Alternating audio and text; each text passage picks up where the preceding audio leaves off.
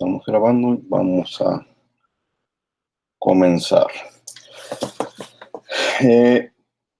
La encuesta, bueno, la pregunta que les hice en la clase anterior de quiénes son en Twitter, por ahí faltan algunos de contestar, son muy pocos, la mayoría contestaron.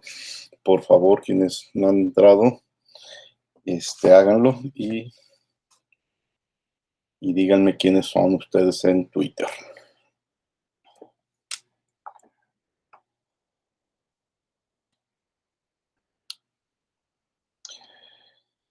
Ya he recibido algunos de sus reportes en Twitter de la lectura, no he revisado el contenido. Lo que sí he visto es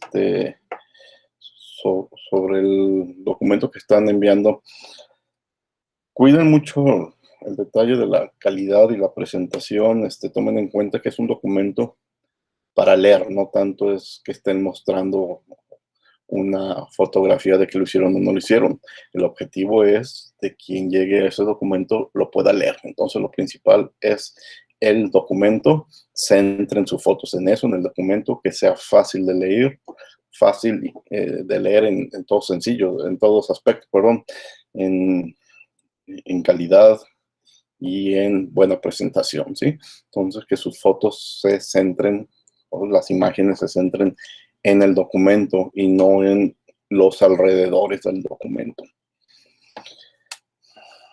Profe, Sí. ya nombró lista, es que llegué un poquito tarde. No nombro lista, aquí me doy cuenta que ya está prácticamente todo el grupo y comienzo, ¿sí? Por eso no hay problema. Bien, entonces creo que ya el miércoles es el límite para entregar ese reporte. Profe, se entrega como publicación en Twitter, ¿verdad? Sí, como ¿Sí? publicación en Twitter. ¿Sí? Hoy vamos a terminar esta unidad 2 de propiedades de las sustancias puras.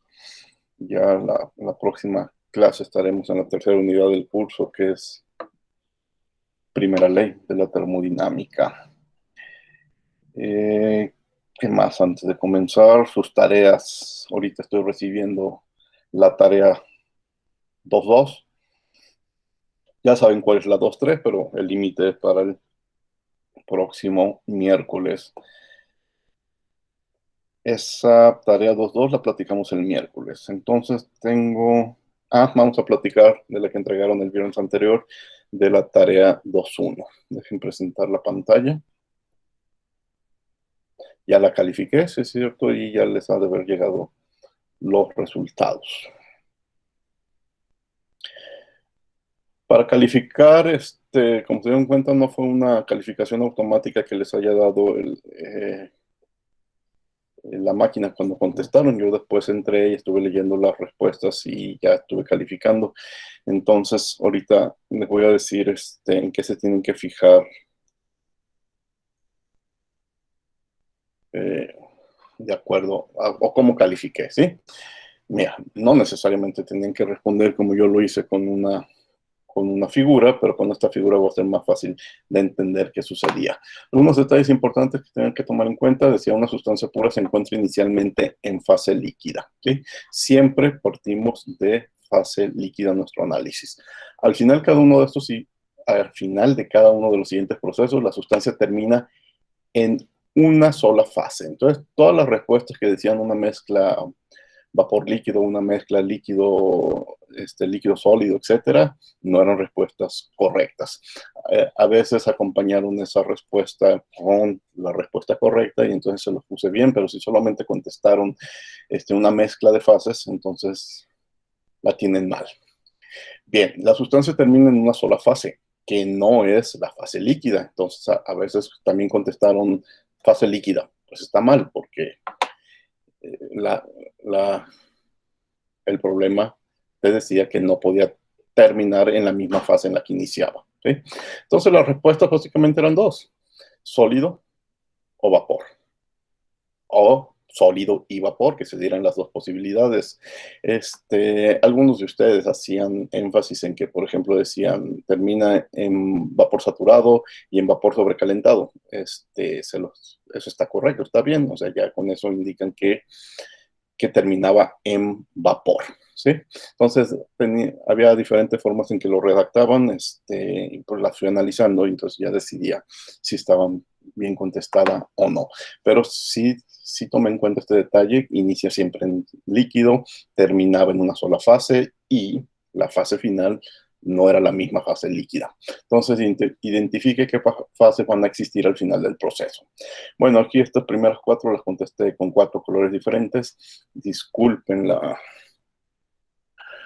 lo vertical, lo mal hecho de las flechas. No es exactamente una raya vertical o horizontal. Las dibujé sobre la tableta con un lápiz y no me daba la posibilidad de hacer líneas perfectamente horizontales o verticales. Entonces, trataron de ser líneas verticales y horizontales. ¿Por qué? Bueno, en rojo vemos se incrementa la presión. La única posibilidad, si estamos en un punto en líquido, si se incrementa la presión y solamente la presión, es que nos vayamos para arriba, podemos cruzar cambio de fase de fusión y terminar como sólido. Pero de ninguna posibilidad podemos terminar como vapor. Pónganse en cualquier punto en la frontera y siempre nos tenemos que ir para arriba porque se incrementa, porque a presión constante, no, porque la presión se incrementa a temperatura constante. Esta temperatura constante tiene que ser una línea vertical y no hay posibilidad de terminar como vapor. Bueno, el caso contrario, la presión disminuye a temperatura constante, entonces de nuevo tiene que ser una línea vertical, y pónganse en cualquier punto cerca de la vaporización o de la fusión y siempre iremos para abajo, no hay posibilidad de terminar del lado sólido y la respuesta es fase vapor. Bien, la C y la D se mantiene la presión constante y vamos a aumentar o disminuir la temperatura. En la C aumentamos la temperatura, entonces nos tenemos que mover a la derecha y moviéndonos a la derecha, partiendo de esta zona líquida, no hay posibilidad de llegar a la fase sólida. El único cambio de fase que podremos tener es fase vapor. En la raya amarilla, lo contrario, si disminuimos la temperatura a presión constante, no hay posibilidad de pasar a la fase vapor, y siempre terminaremos, después de un cambio de fase, en fase sólida. ¿Alguna pregunta de estas primeras 4 asteriscos?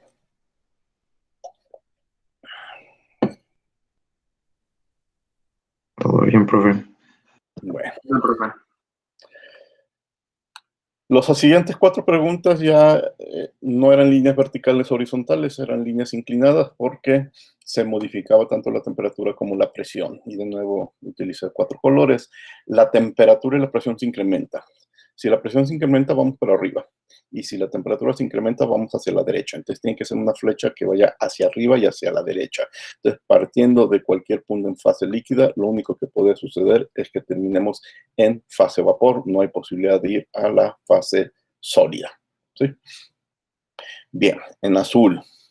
En azul es el único inciso donde podríamos tener 2 fases diferentes. La temperatura disminuye. La temperatura disminuye, vamos para abajo.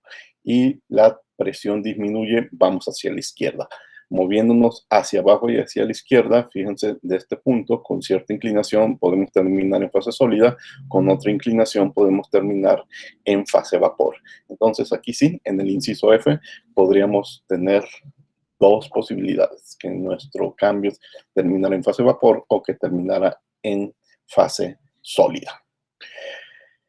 En verde está la temperatura aumenta, movernos a la derecha, mientras la presión disminuye, movernos hacia abajo. Hacia la derecha y hacia abajo no hay ninguna posibilidad de que terminemos en fase sólida, entonces la respuesta era la fase vapor.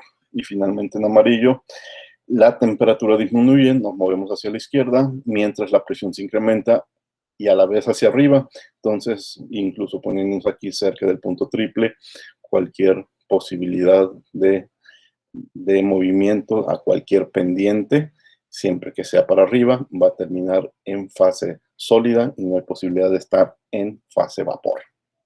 Bueno, y esa fue la tarea 2.1. ¿Preguntas?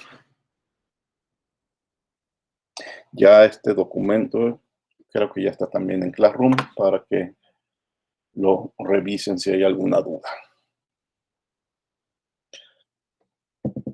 Bueno.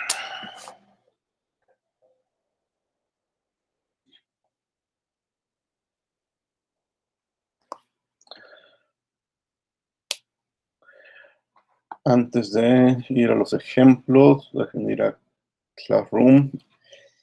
Si van al capítulo 2, donde estamos terminando, donde están los apuntes, las propiedades físicas de las sustancias puras, ¿sí? Aquí, añadí un enlace a una página de internet, y esa página de internet nos da un artículo en el que nos va a platicar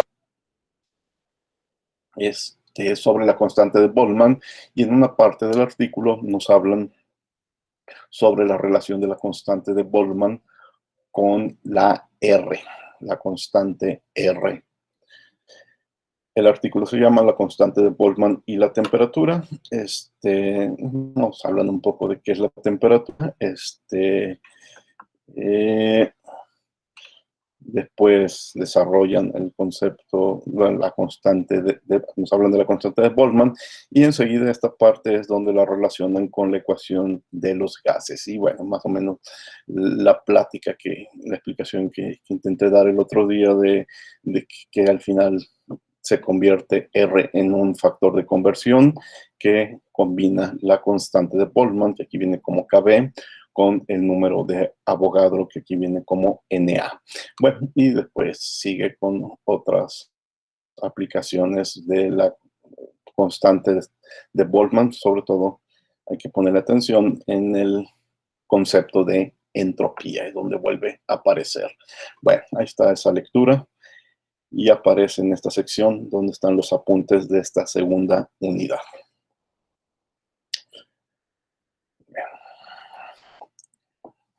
Ahora sí, vamos a los ejemplos que nos hacen falta.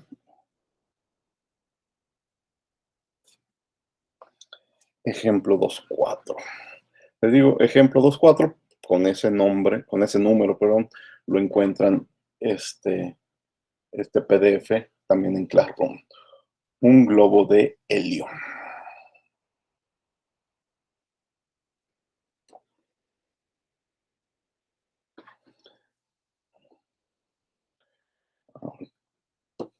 Permítanme un momento.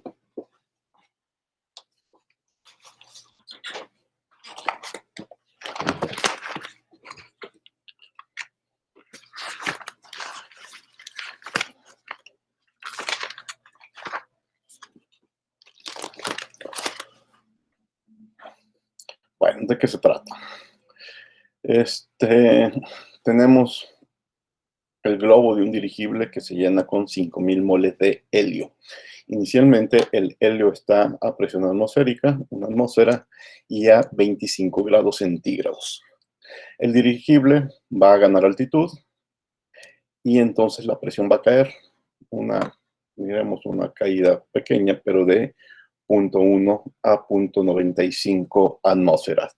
La temperatura también va a caer de 25 grados centígrados a 15 grados centígrados.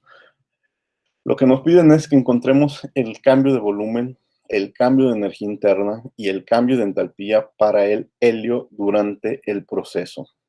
Asuma que el helio tiene una capacidad calorífica ideal de 1.5 veces la constante R.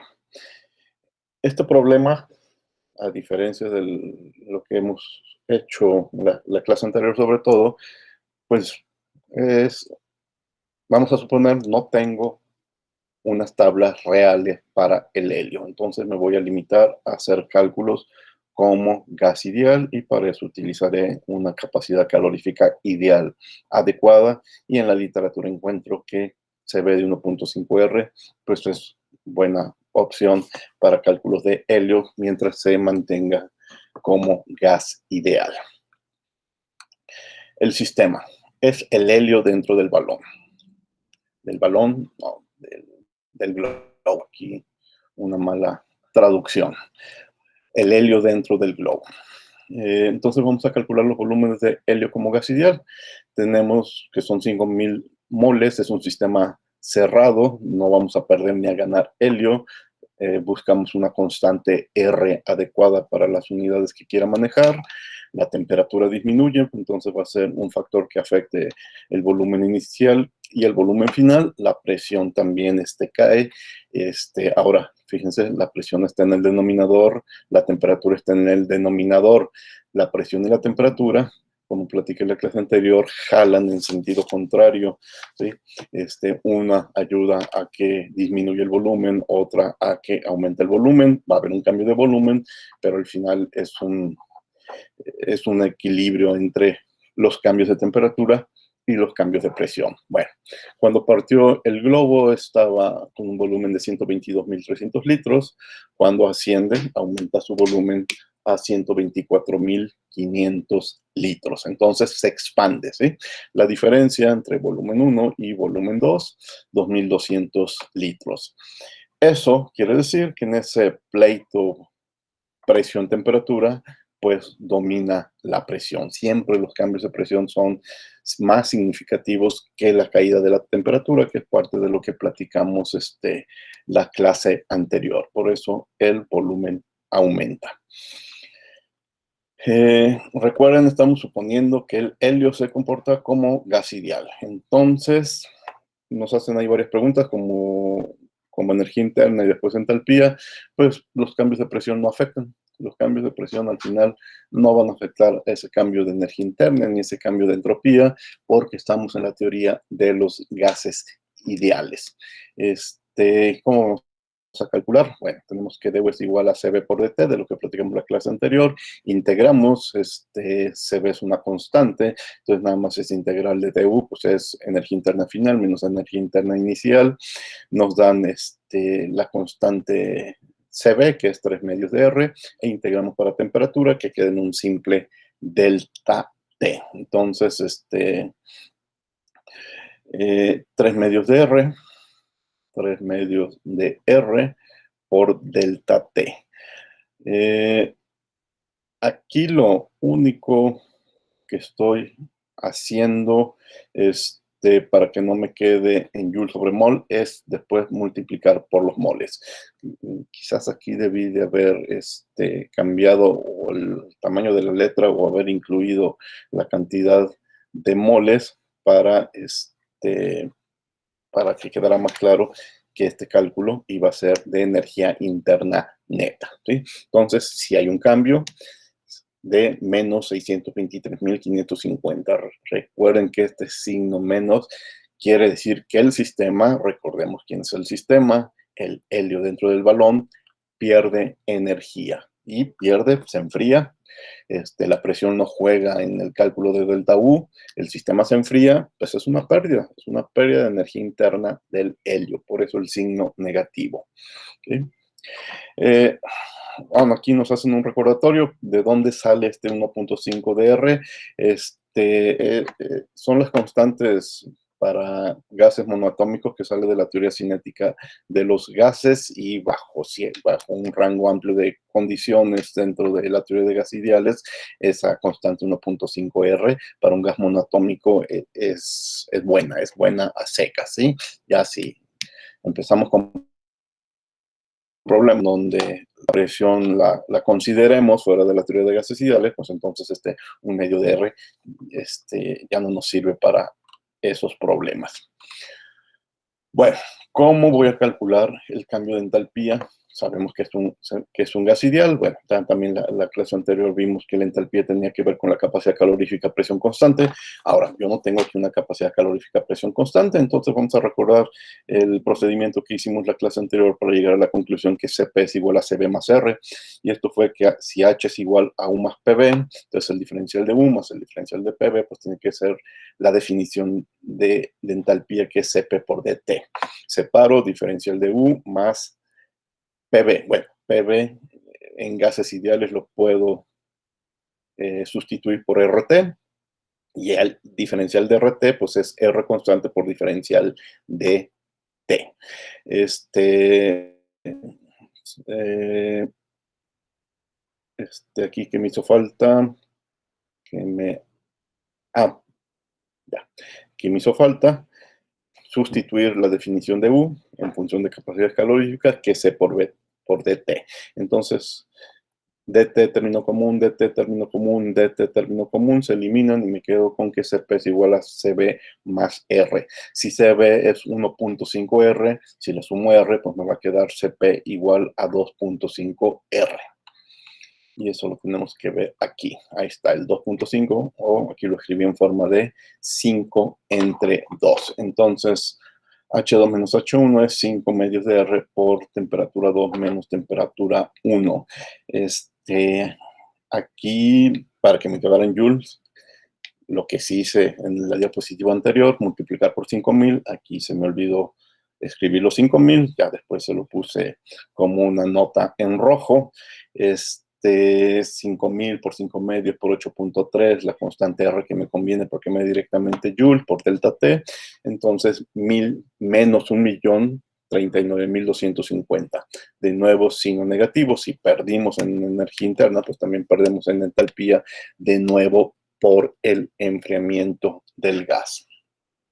Más adelante, ya saben, en este curso vamos a incluir en nuestros cálculos el efecto de la presión, pero eso ya tendremos que hacerlo utilizando ecuaciones de gases reales.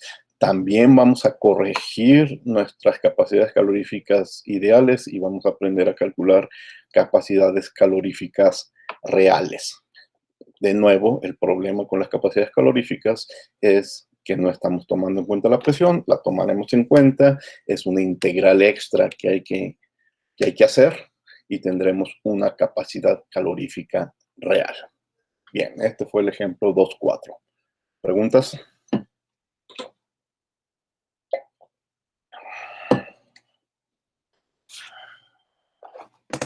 Profe, ¿le puede regresar un poquito a la anterior diapositiva, por favor? ¿A la anterior? Sí, ahí, por favor. Gracias.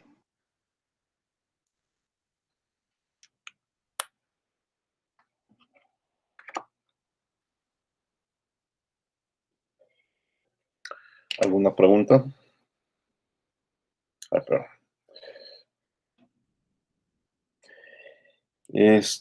Vamos a hacer otro problema de gases ideales. Fíjense que ahorita estamos haciendo el problema 2.4. El siguiente que voy a hacer es el 2.7 y dirán, ¿dónde quedó el 2.6? Cuando vean en Classroom, el 2.6 es la doble interpolación que hicimos hace 2 clases. ¿Okay? Entonces, en realidad el 2.6 ya lo revisamos. Perdón, el 2.5, ¿no? El 2.7 va hasta el final.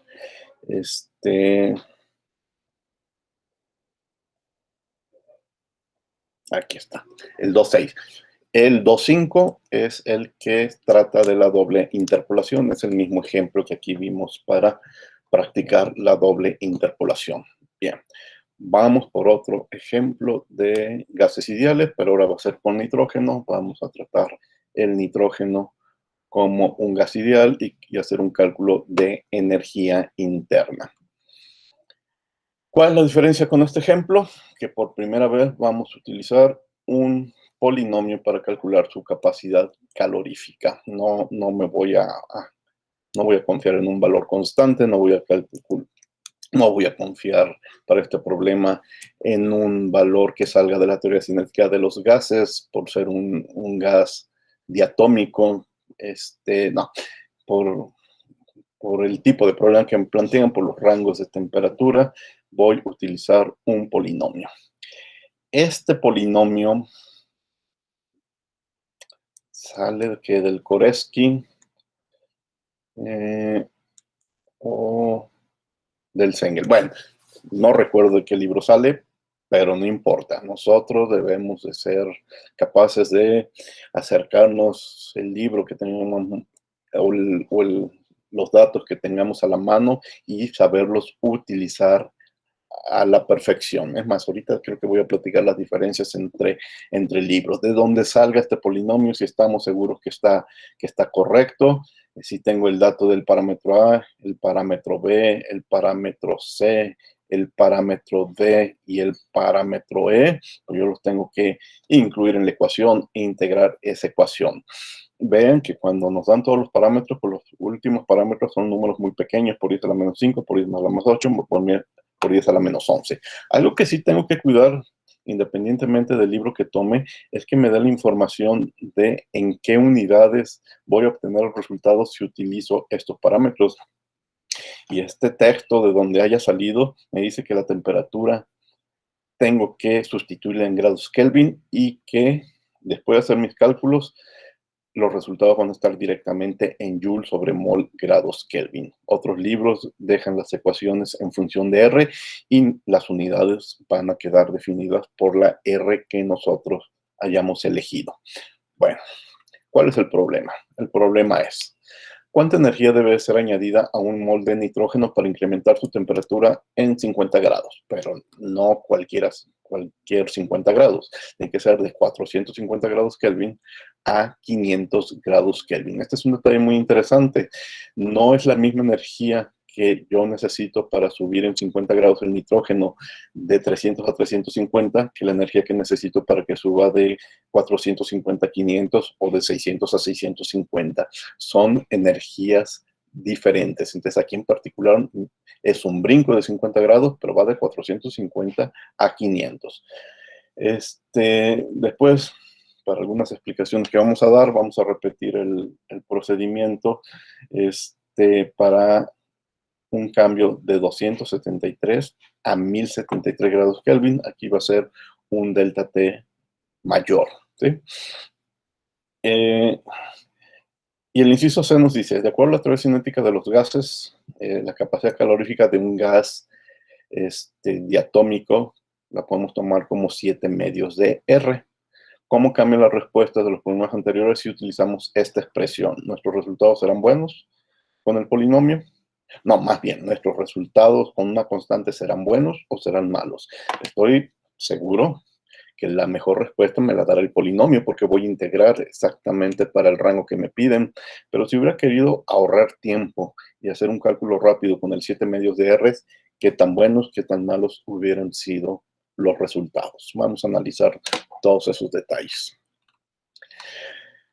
Inciso A. Inciso A nos da un brinco de 50 grados de 400, ¿de qué fue? De 450 a 500. Entonces,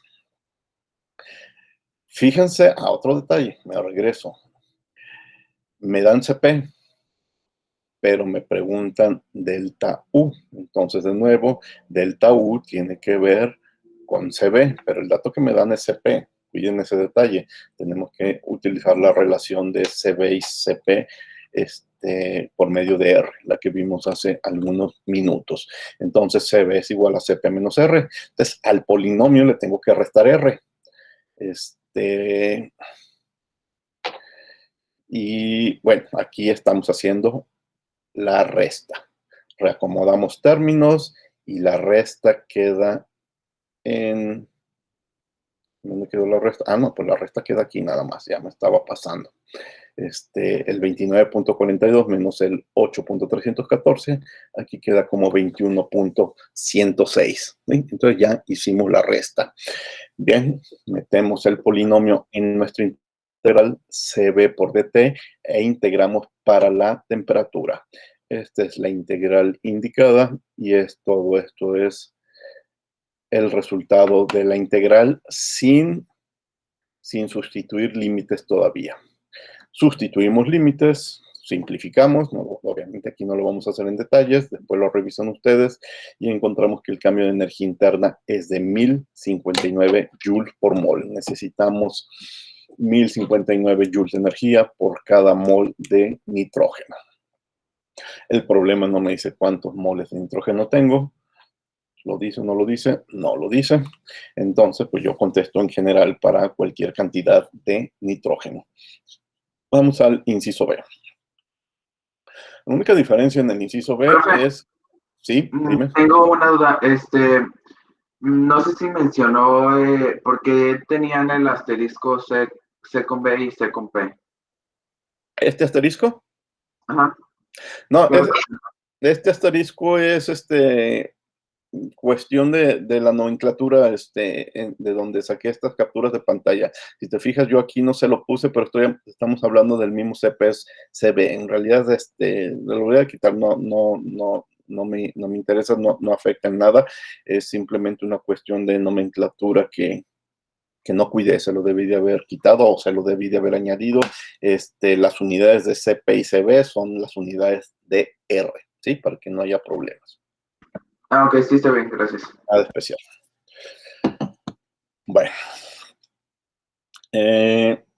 Entonces, inciso B, la misma ecuación, ya la integramos, entonces ya nomás cambiamos los límites de 273 a 1073. Y bueno, obviamente, el brinco es de 800 grados Kelvin, entonces la cantidad de energía que yo necesito pues, es mucho mayor, 17.920 joules sobre mol. Bien, entonces hice dos ejemplos, uno con un delta T pequeño, 50 grados, otro con un delta T muy grande, 800 grados. Lo que queremos ver es el efecto de utilizar una constante como las 7 medios de R que nos la enseñan en un curso de físico-química y que muchas veces seguimos trabajando. Aquí, muy fácil, Cp menos R, pues es 7 medios de R menos R, quedan 5 medios de R. Entonces, la integral es muy sencilla, la integral de una constante por dt, pues es la constante por delta T. Y la energía interna nos da de 1039. 1039 la tenemos que comparar con 1059. Fíjense, con un delta T pequeño, en un rango de temperaturas menores, el resultado con la constante es bastante bueno. ¿Sí? Tomando en cuenta que ninguno de los dos resultados es real, ambos son como gas, son cálculos como gas ideal, pero el error es pequeño. En cambio, aquí nos dio 17.920, cuando lo hacemos con la constante, baja de manera importante 16.628. Si calculamos los errores, en el primer cálculo tenemos un error de aproximadamente el 2%, en el segundo cálculo ya tenemos un error del 7%. Entonces, pues el detalle es, si estamos con deltas T grandes, hay que resolver el polinomio. Miren, resolver polinomio no es tan complicado.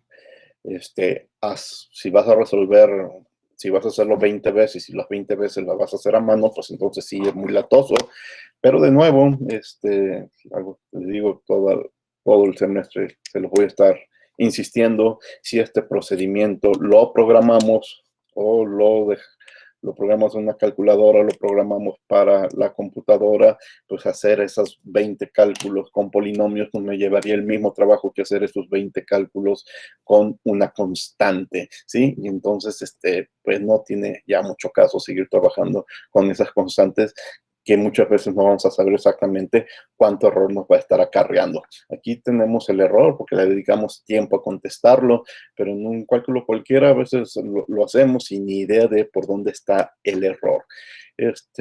La próxima clase les voy a mostrar unos algoritmos también para calcular capacidades caloríficas. Creo que el algoritmo que tengo o el programa que tengo, creo que te deja elegir si vas a tomar los datos del Cengel o vas a tomar los Koresky, ¿sí? Entonces, pues ya nos ahorramos esta parte de estar viendo qué tanto es mi error. Entonces, este problema ilustra dos detalles interesantes. Bueno, ya lo habíamos nombrado hace un momento. Los cambios de energía interna de un gas ideal solo dependen de la temperatura, pero la dependencia no es lineal, ¿sí? Entonces, no podemos extrapolar linealmente lo que sucede en un punto con lo que podría suceder en otro rango de temperaturas. No existe ninguna razón teórica para la cual la ecuación para la capacidad calorífica tenga la forma A más BT más CT al cuadrado más DT al cubo más ET al 4. Esta es simplemente una fórmula empírica que una persona quiso adaptar a diferentes gases y le funcionó. Pues otra persona, otro investigador, quizás otro editor de libros dijo, no, pues yo voy a hacer que cuadren a la forma A más BT más CT al cuadrado más DT al cubo, más ET a la cuarta, pero el CP sobre R.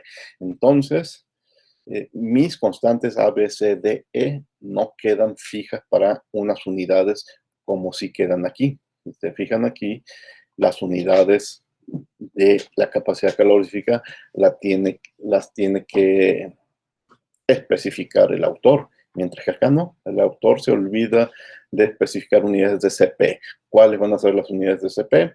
Pues depende del usuario que R utiliza. ¿Sí? Miren, aquí gran parte del curso voy a estar hablando del Cengel y otra parte del curso voy a estar hablando del Koresky. Entonces, fíjense, el Cengel utiliza una función del tipo A más BT más CT más DT al cubo, nada más. No aparecen las constantes E ni F, ¿sí? Con 4 parámetros lo resuelve. El detalle, no aparece la R, entonces Cengel sí te aclara que las capacidades caloríficas reportadas están en kilojoule sobre kilomol grado Kelvin. Que bueno, kilos y kilos quiere decir que si te sirve, pues también son joule sobre mol grado Kelvin, ¿sí? Pero están en joule sobre mol o en kilojoule sobre mol.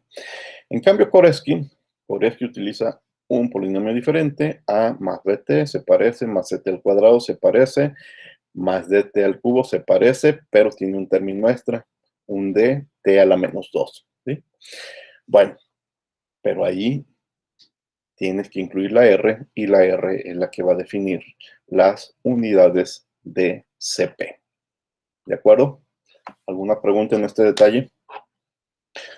Ahora, ¿cuál es mejor? ¿Cuál es peor? Pues no, las dos son igual de, si están en un libro de prestigio, es que las dos te tienen que dar el mismo resultado. No, tiene que haber diferencias importantes entre si lo calculé con el Cengel a que si lo calculé con el Koresky. O sea, a veces me hacen preguntas, me dicen, bueno, quizás tengo resultados diferentes porque yo lo hice con el Cengel y mi compañero lo hizo con el Koresky. No, eso no tiene sentido. Tienen que llegar al mismo resultado. Podría haber diferencias decimales, ¿sí? Pero el resultado tiene que ser básicamente el mismo. La capacidad calorífica no tiene que estar sujeta a la ecuación que se haya utilizado. ¿Preguntas?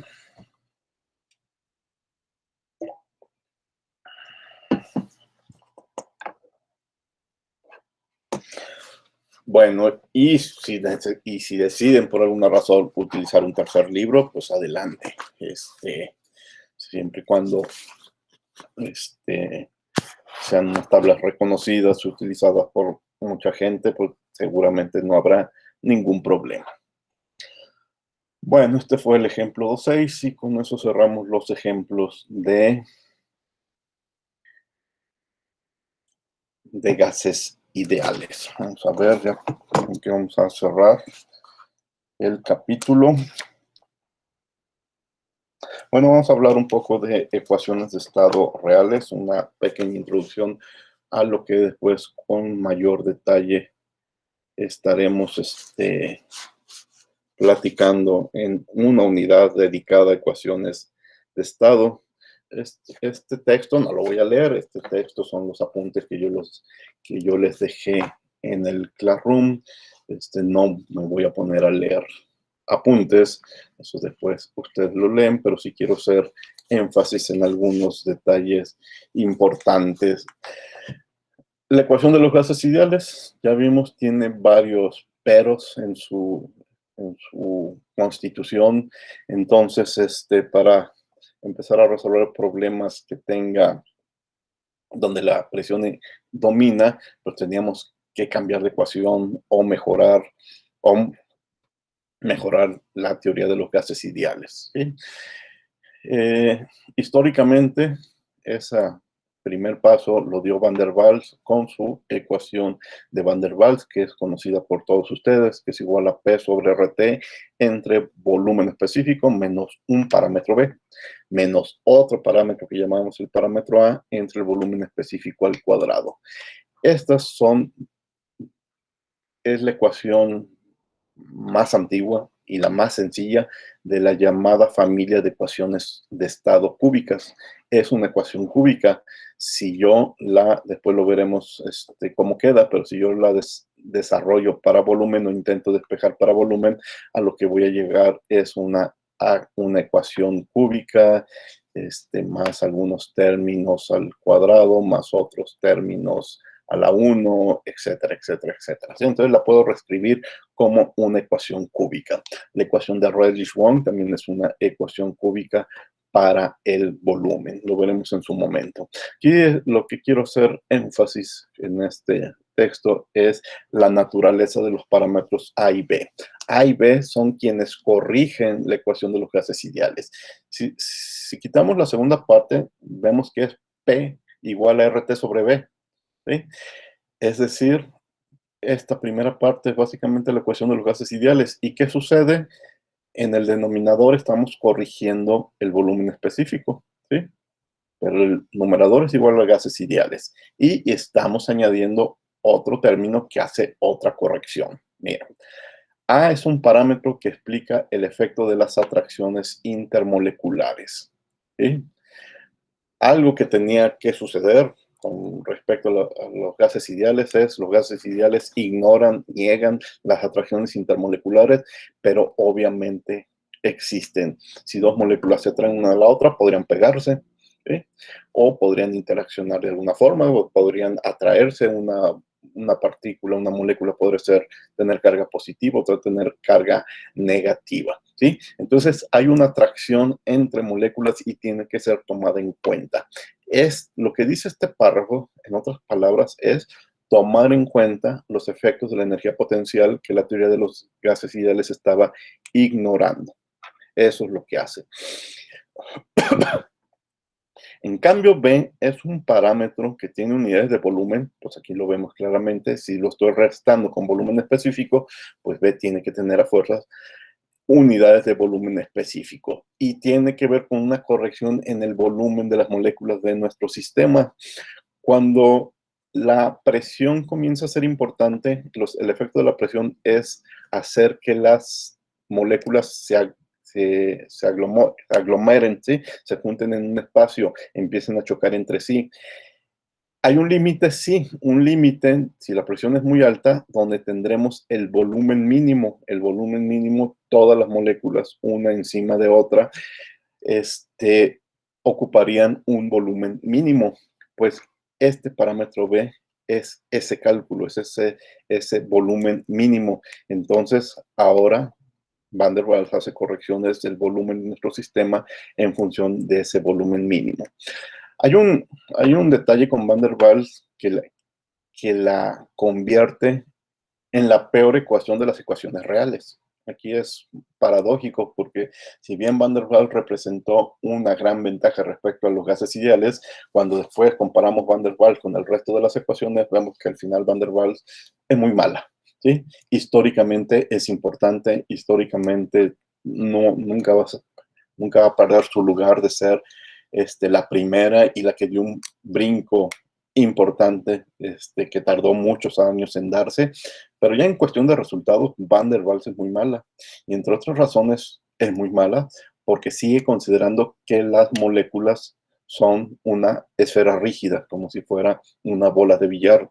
Entonces, no considera que el volumen mínimo implique que una molécula ocupe el espacio de otra molécula y estén compartiendo volumen, ¿no? Hay un volumen mínimo, pero consideradas como esferas rígidas, y las sigue considerando esferas, cuando ya en otras ecuaciones nos daremos cuenta que dejaremos de considerar a las moléculas como una esfera. Entonces Van der Waals sigue dejando algunos limitantes de la teoría de los gases ideales, como el que la moléculas hemisféricas y rígidas, pero hace avances en el sentido de que considera que pueden estar unidas, pegadas una tras otra, ¿de acuerdo?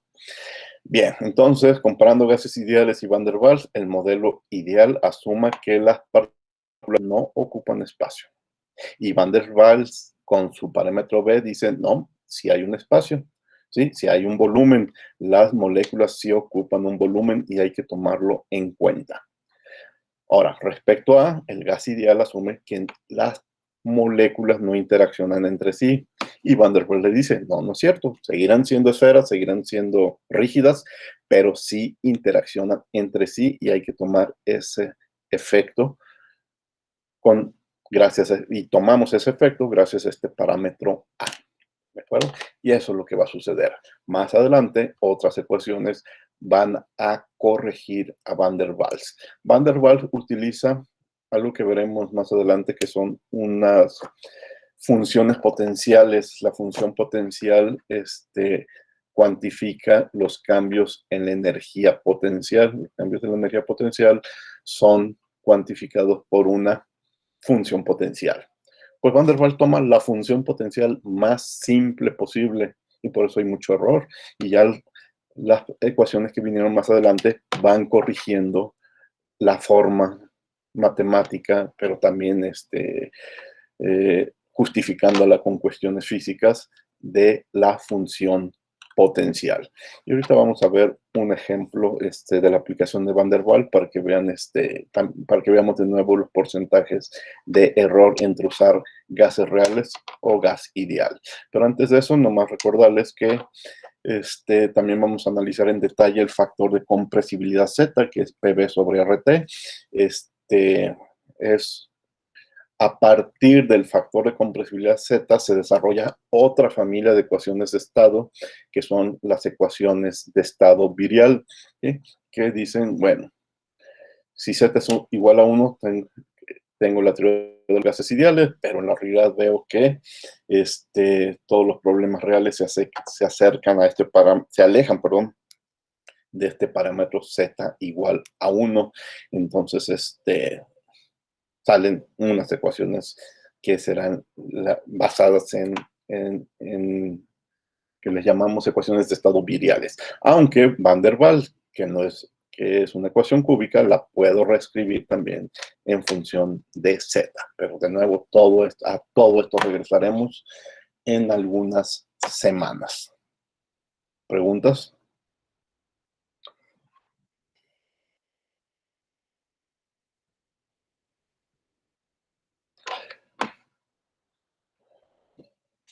Todo claro. Bien. Ecuación de Van der Waals contra datos reales. Miren, aquí estamos planteando un problema muy sencillo. Sabemos que los parámetros A y B de Van der Waals son 0.5542, pascales, metros a la sexta, moles al cuadrado, y 3.051 por 10 a la menos 5 metros cúbicos sobre mol. Bueno, otro detalle, algo que veremos más adelante, es que esta A y B no tengo por qué tener una tabla de A y B de Van der Waals. Mejor las vamos a poder calcular en función de la temperatura crítica y la presión crítica, en este caso del agua o de cualquier otra sustancia. Y eso también vamos a deducir esas ecuaciones cuando estemos en ese tema. Bueno, pero ahorita ya nos regalan la A y la B de Van der Waals.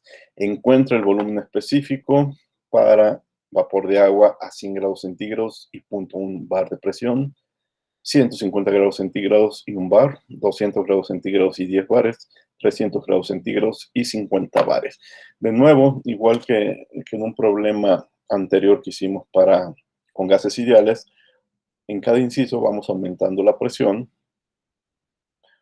aumenta, y en cada inciso vamos aumentando la temperatura, ¿sí? La temperatura aumenta. Recuerden, aumentos de presión te alejan de la teoría de gases ideales.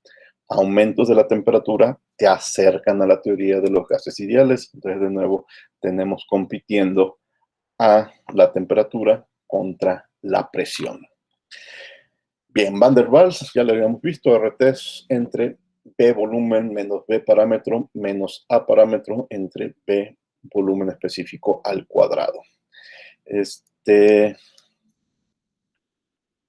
Fíjense, aquí nos podemos dar cuenta que es una ecuación cúbica, PB por B al cuadrado nos da el término cúbico, B parámetro por volumen al cuadrado nos da el término cuadrado.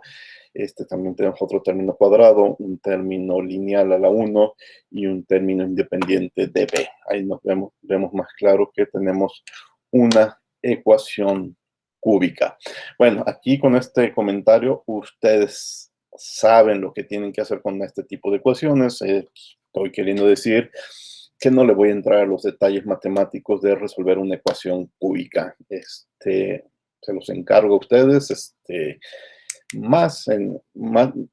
sobre todo en el momento que lleguemos a este capítulo, pues espero que para entonces ustedes resuelvan cualquier ecuación cúbica con su método favorito, sin problemas. Bueno, resolvemos y aquí están los resultados. Dejen rayar. Bueno, yo tenía el lápiz. Estas columnas son los valores que encontramos en tablas de vapor de agua. Esta cuarta columna es lo obtenido con la ecuación de Van der Waals. Y aquí está la diferencia entre tablas reales y Van der Waals. Luego esta columna es el valor obtenido con la teoría de los gases ideales y este es el error entre gas ideal y Van der Waals. Bueno, las tablas dicen 17.196, Van der Waals 17.213, gas ideal 17.221. Errores pequeños, ¿sí? Del 0.10%, ni siquiera llega al 1%, y del 0.15%. ¿Sí? Entonces, a 100 grados centígrados, que es una temperatura intermedia, pero a una presión muy baja de 0.1 bar, el error es prácticamente despreciable. ¿Sí?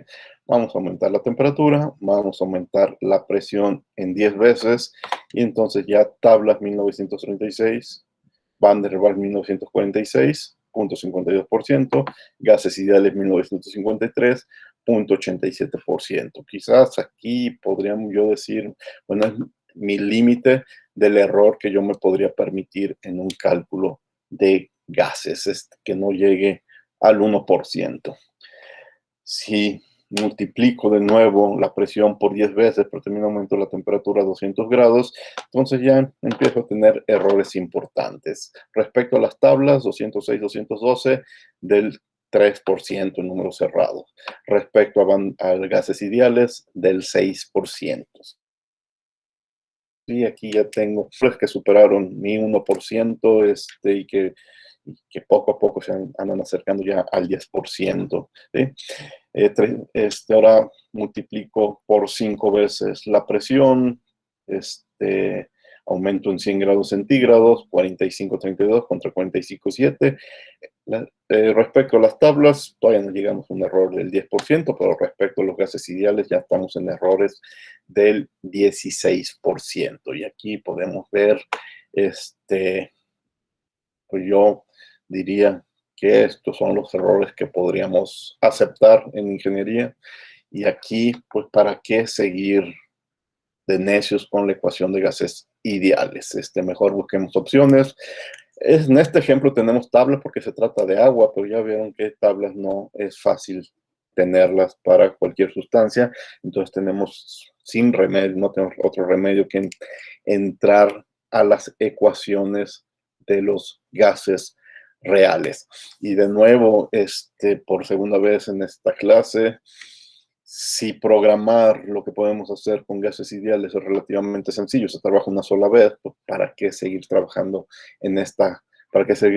con esta ecuación de los gases ideales, cuando tenemos las herramientas tecnológicas para, con un trabajo relativamente sencillo, estar siempre trabajando con ecuaciones de gases reales? ¿Sí? ¿Preguntas?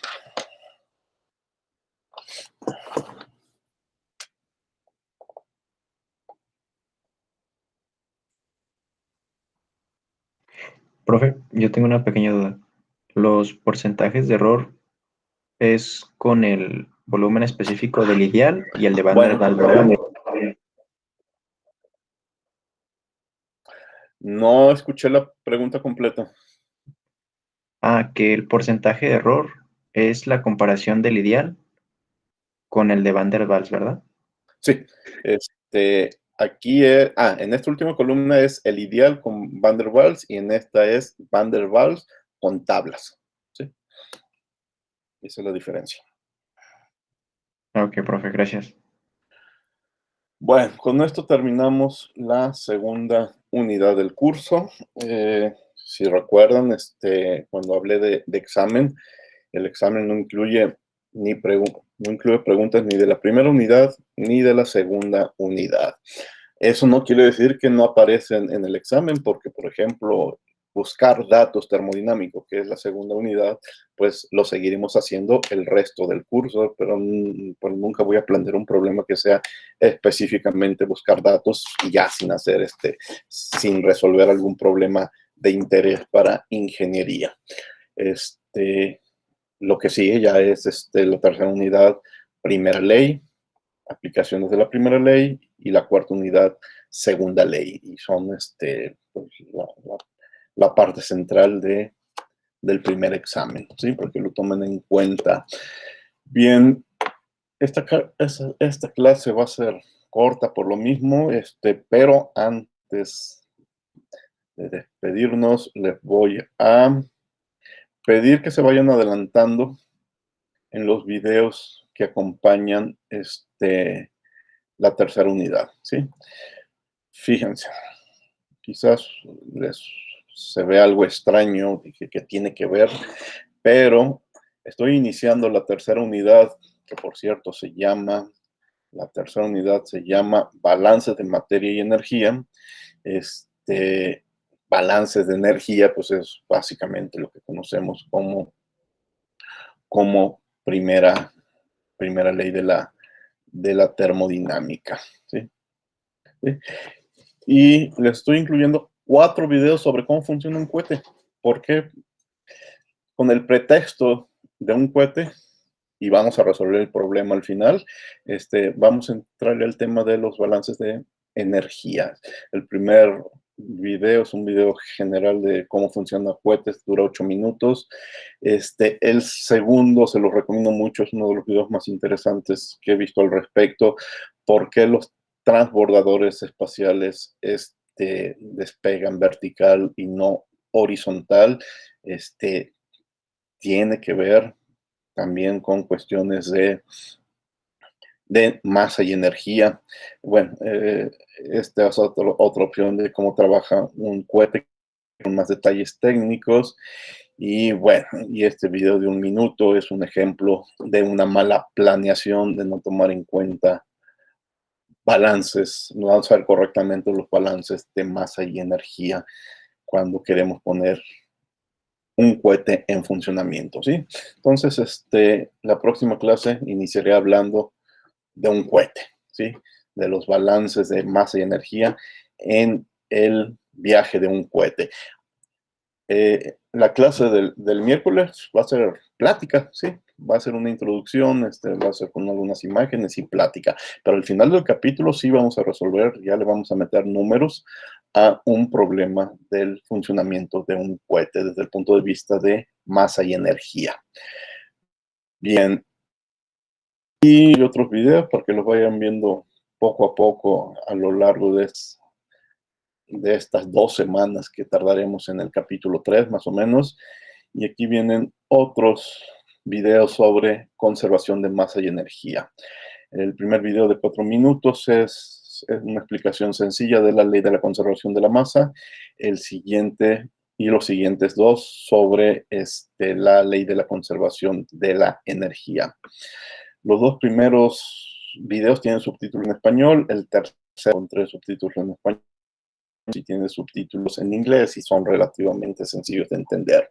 Bueno, estos videos, ahí se van a dar cuenta, forman parte de un videocurso de 46 episodios, muy interesante, en el que esos 46 episodios te ayudan a entender lo que significa la ingeniería, qué significa ser ingeniero, cuáles son los retos de los ingenieros, de la profesión que aquí dice que hemos elegido. No se concentra en ingeniería química, habla de la ingeniería en general. Algunos de estos videos tienen subtítulos en español, todos tienen subtítulos en inglés. Y yo sé que algunos de ustedes, incluso a esta altura de la carrera, siguen teniendo dudas sobre qué estoy estudiando, por qué estoy aquí, qué quiere decir la ingeniería y qué significa ser ingenieros. Si tienen esas dudas, les recomiendo este playlist. Fíjense, dejen entrar. Dentro de los 46 videos, pues yo les estoy recomendando esos 3 que se centran en lo que es la energía y la masa, ¿sí? Pero fíjense, primero, ¿qué es la ingeniería? ¿Qué es la ingeniería civil? ¿Qué es la ingeniería mecánica? Historia de la ingeniería eléctrica, historia de la ingeniería química, ingeniería biomédica e industrial. Y primero le da un repaso a las ingenierías básicas y más importantes. Luego empieza a hablar de temas comunes a todas las ingenierías, como las leyes de conservación, la reversibilidad y la irreversibilidad. Nosotros algún momento llegaremos a este tema. Primera ley y ley cero de termodinámica. Máquinas de movimiento perpetuo, que tiene que ver con la segunda ley y que ya también nosotros la platicaremos. Máquinas térmicas, refrigeradores y ciclos, también es parte de nuestros temas en este curso. Esfuerzos, deformaciones, esto tiene que ver con, bueno, mecánica de fluidos, pero ahorita tiene que ver, la mayoría de ustedes están tomando también introducción a los fenómenos de transporte, tiene que ver con ese curso de introducción a los fenómenos de transporte. El número 13 tiene que ver con mecánica de fluidos, flujo de fluidos y equipo para tales operaciones. Luego transferencia de calor, que es otro curso que ustedes van a tomar. Algo más, intercambiadores de calores, que también lo van a ver en el mismo curso de transferencia de calor. Medicamentos, tintas y transferencia de masa. Bueno, van a ser ahí explicaciones, tomando como ejemplo el transporte de medicamentos en nuestro cuerpo y la difusión de una tinta. Operaciones de separación de masa. Aquí esto más de mecánica de esfuerzos y resistencias de materiales, metales y cerámicas, polímeros, conductores, energía eléctrica, semiconductores, celdas solares, nanomateriales, biomateriales, algo de control, tomando como pretexto un queso, dinámica, estática, ética en la ingeniería, temas alrededor de los desastres y cómo prevenirlos, el uso de energías renovables, el uso de energías limpias, algo de almacenamiento de energía, el uso de robots en la ingeniería, en ingeniería aeroespacial, en ingeniería computacional, ingeniería médica, nanorobots, ingeniería genética, ingeniería de los alimentos, ingeniería geotécnica, ingenierías en el transporte, ingenierías en las comunicaciones, ingeniería marina, el diseño en la ingeniería, cómo llegar a ser un ingeniero y los grandes problemas que enfrenta la ingeniería, el futuro de la ingeniería. La mayoría se dan cuenta son videos, perdón, de 10 minutos cuando mucho. Se los recomiendo mucho, sí, de veras, todavía, bueno, se los recomiendo como cultura general, están muy interesantes, pero sobre todo si todavía hay dudas de qué estamos haciendo aquí, ¿de acuerdo? Bueno, para esta parte del curso les recomiendo estas de leyes de conservación. Me regreso aquí a Classroom y bueno, ya, lo demás irá apareciendo, los apuntes ya aparecen hoy y el miércoles. ¿Alguna pregunta? Profe, ¿la asignación del análisis de lectura es necesario marcarlo como completado o no? Ay, ¿voy a repetir la pregunta, por favor? Porque se oyó muy cortado. Sí, la asignación que puso del análisis de lectura, número 1, ¿lo marcamos como completado o no es necesario? No, no es necesario. Yo a eso no le voy a hacer caso. Yo nada más ahí voy a ir a subir los puntos que ganaste. No es necesario que lo marques como completado. Gracias, profe. ¿Alguna otra pregunta? Profe, para la tarea 3, la 2.3, en la tabla, ¿a qué se refiere X? X, ¿Mm? calidad. ¿Calidad? Ah, ok. Sí, Y eso, esas imágenes salen del Cengel y la calidad para Cengel es X. En otros libros es Q, pero se refiere a calidad. pero debería de venir en las tablas del Cengel o sería No, calcularla. sería calcularlo. Ah, ok. Gracias. ¿Alguna otra pregunta? Bueno, pues si no hay preguntas, pues aquí terminamos el capítulo 2. Nos vemos el miércoles con el capítulo 3. El miércoles, bueno, todavía el miércoles y el viernes platico las soluciones yo creo que el miércoles platico las dos soluciones de la tarea 2.2 y 2.3, que son básicamente iterar y buscar en tablas, ¿sí? Y ya pasamos al capítulo 3. Voy a dejar de grabar.